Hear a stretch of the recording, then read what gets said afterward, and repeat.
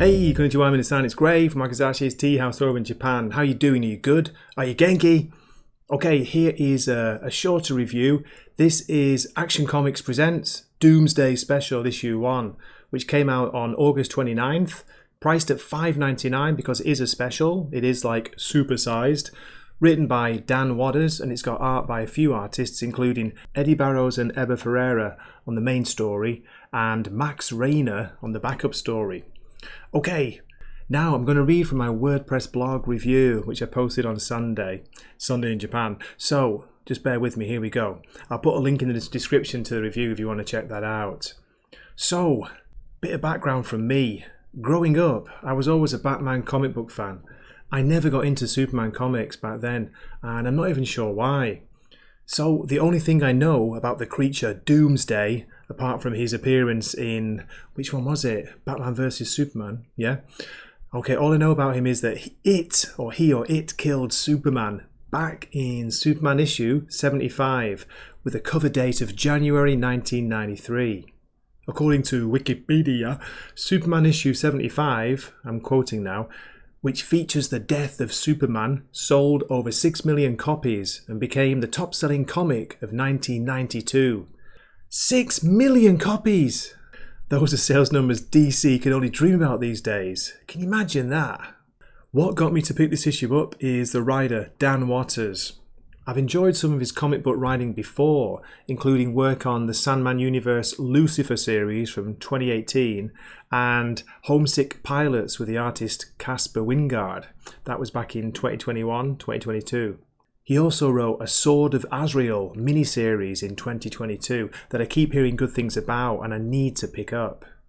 Dan Wadders' style reminds me kind of Jamie Delano when he was writing the original John Constantine Hellblazer series, back when the world and Grey was young. I've heard his writing described as philosophical, weird, poetic, and imaginative. I like that he often tackles occult or supernatural topics, but never forgets the importance of a good story or well-developed characters. But of course, this is all subjective to my tastes. Now, onto this special.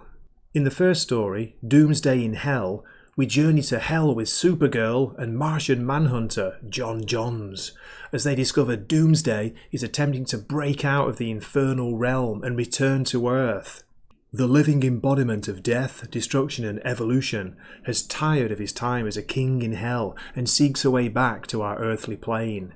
We also catch up with the first of the fallen, who I haven't seen since the days of Hellblazer and Sandman. And here's a brief quote. "We can't make a deal with the devil, we can't. People so often say that." Okay, just let me read from one page here because I love this conversation between the devil, the first of the fallen, and Kara, Supergirl. He's basically asking Kara to fight Doomsday for him in hell. "Of course, if you were to defeat him in battle, none would believe him king of hell, and as my champions, I might grant you a boon. I hold the only armour powerful enough to hold back the beast." "You're asking us to fight your fight. Fat chance, pal. Do it yourself." "Do you know what will happen to reality if the first of the fallen dons his armour? If the heavens know he's ready for war? It would be a delight. You would not like it. And yet, I do not think I am ready for that at present." And then Martian Manhunter says, "Kara, Doomsday cannot be allowed to return to Earth." And then we get the quote I just said, Kara saying, "We can't make a deal with the devil, we can't." People so often say that. So good. I really love that writing and that concept, that idea, of what it means if the first of the fallen puts on this armour. Great moment in the comic. In the second story, Bloodwynd, a Superman for Hell, we meet a character I'm unfamiliar with, the character Bloodwynd. After a quick check, I found out he was created by Dan Jurgens back in 1993, but this is a new version of the character whose mortal name is now Raphael Arce, or it could even be pronounced Raphael Ars. He was first seen in the Lazarus Planet event in March this year, another series I need to read.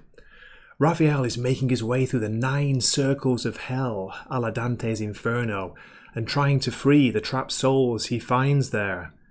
The art in this second story is by Max Raynor.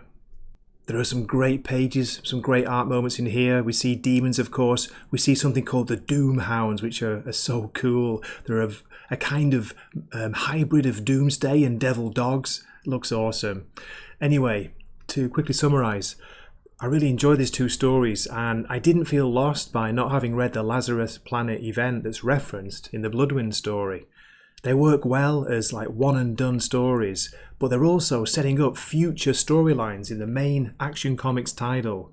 This has got me intrigued, and I'll probably pick up Action Comics when these stories continue in there. I just need to check when that is.